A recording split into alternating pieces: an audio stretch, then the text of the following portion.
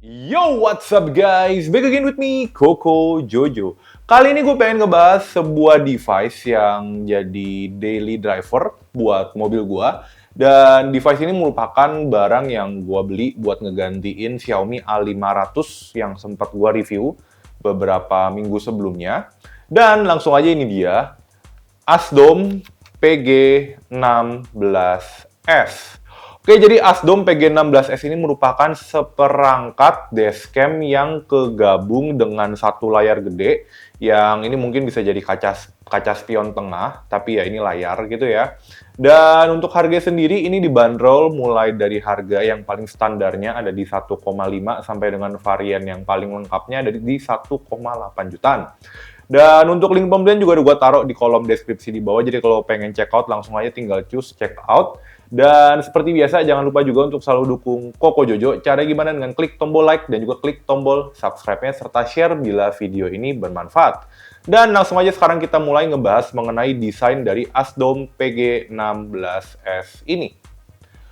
Oke, jadi ini adalah si Asdom PG16S dan ini sebenarnya hanya modul depannya aja dan tergantung dengan paket pembelian kalian. Cuman yang pasti kalian dapat juga sebenarnya nanti bakal dapat kamera belakang. Cuman kamera belakangnya kagak bisa gue copotin karena itu di double tap di mobil gua.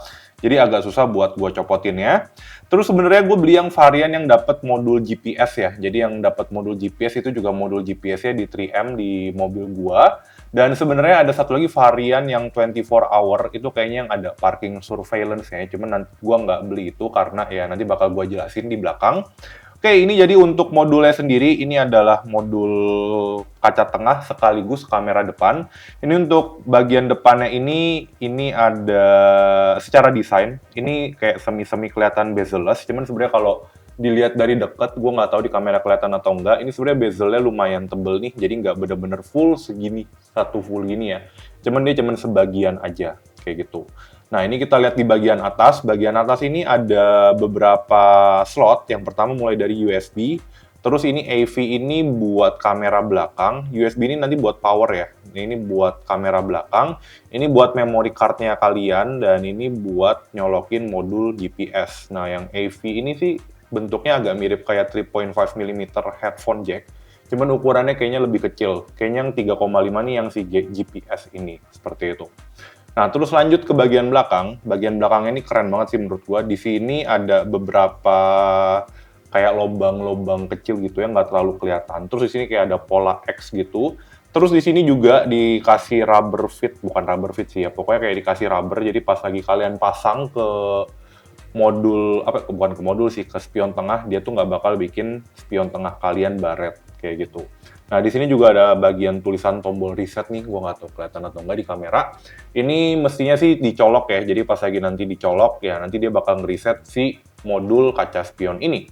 Terus lanjut di sini ada modul kameranya, ini untuk kamera depan, dan yang gue seneng secara desain itu dia bisa digeser gitu ya. Jadi nanti tergantung seberapa besar kaca spion tengahnya kalian, ketika dipasang tuh ini tinggal digeser aja nih kameranya gitu, sesuai dengan keperluannya kalian. Dan ini lumayan banyak sih yang bisa digesernya ya. Jadi bisa digeser sekitar mungkin 3 sampai dengan 5 cm.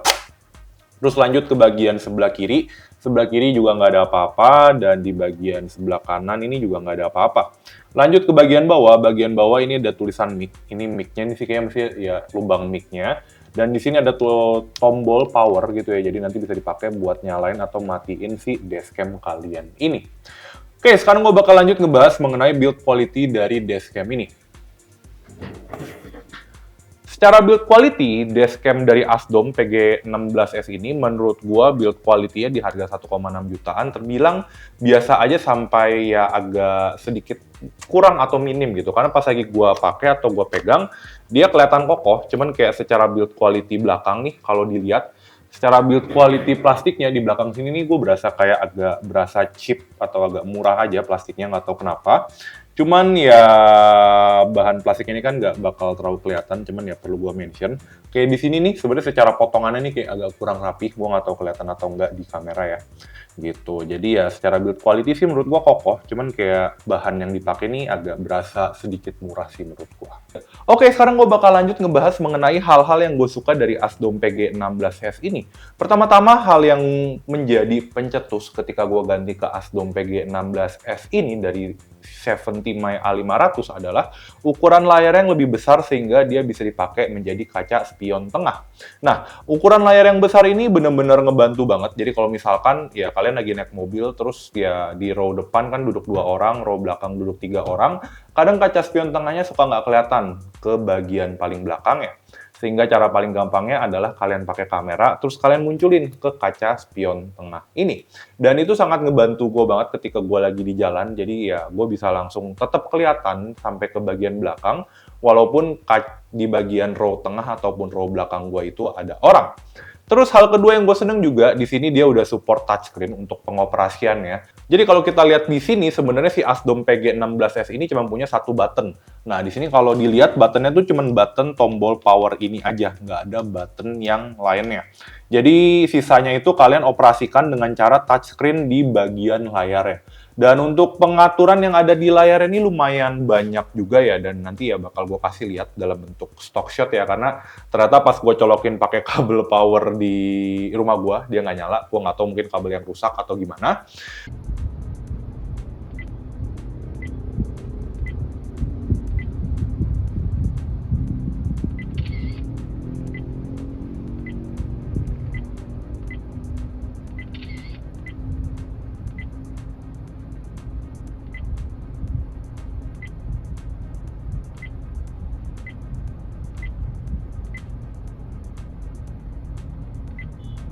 Terus hal yang gue seneng juga di bagian monitor ini nggak cuma nampilin gambar bagian kamera belakang aja, tapi dia juga bisa nampilin gambar kamera depan.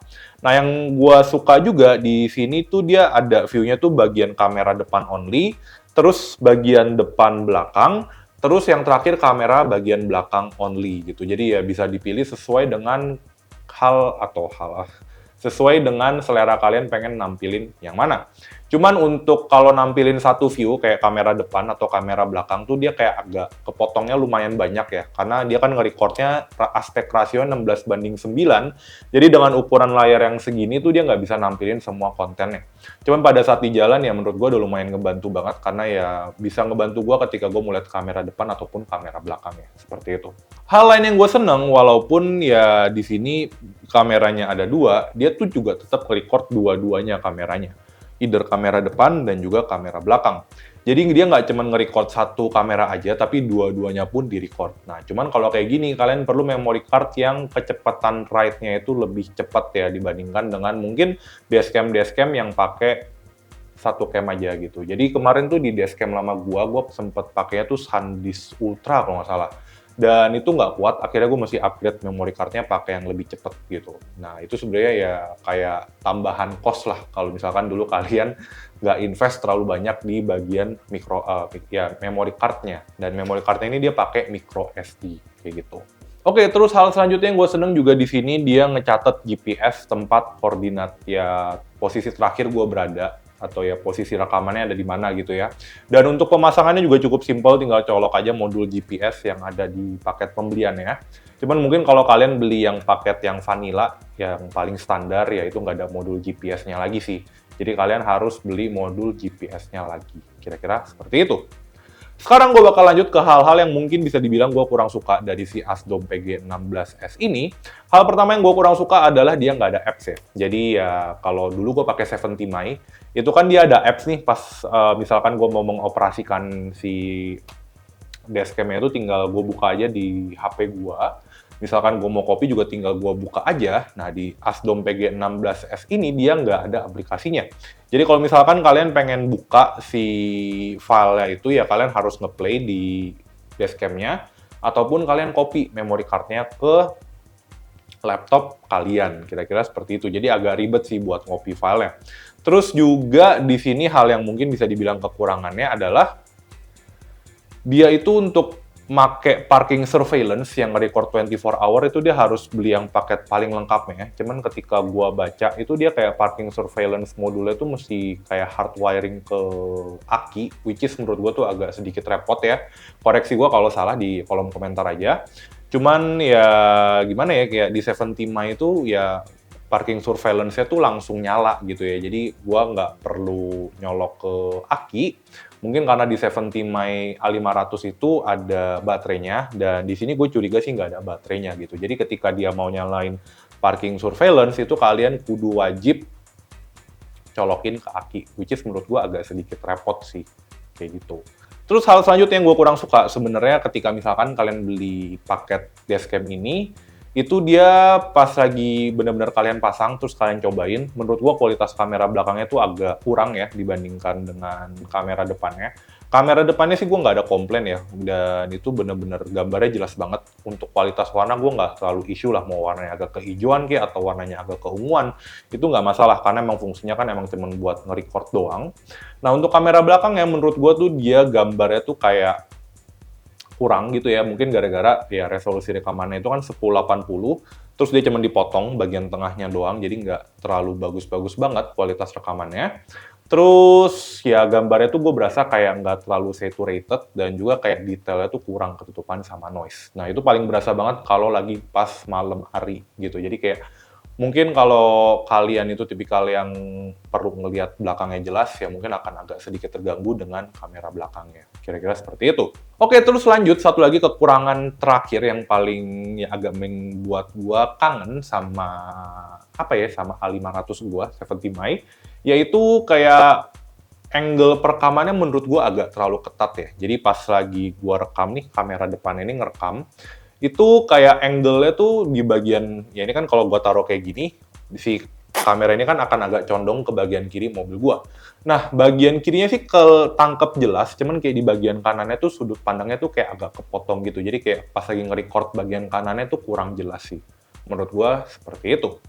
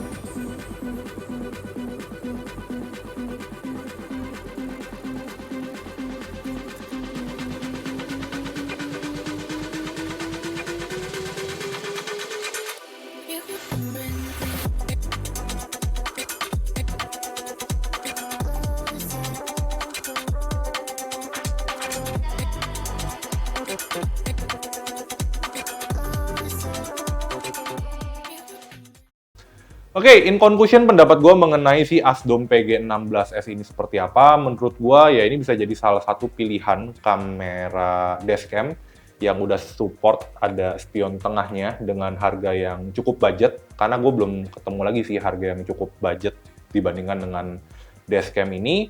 Dan ya mungkin dengan harga yang cukup budget itu dan mungkin lebih mahal dari beberapa dashcam standar yang nggak support spion tengah, ya mungkin fiturnya agak kurang pasti, cuman ya kalau emang kalian perlu sebuah dashcam yang ada kaca spion tengahnya, ya ini bisa jadi salah satu pilihan yang bisa kalian pilih di market dengan harga yang menurut gua cukup ekonomis lah dibandingkan dengan kompetitornya. So, gimana pendapat kalian mengenai Asdom PG16S ini? Langsung aja kalian tulis di kolom komentar di bawah.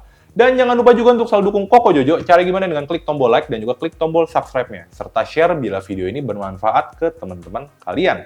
Last but not least, see you on the next video. Bye-bye.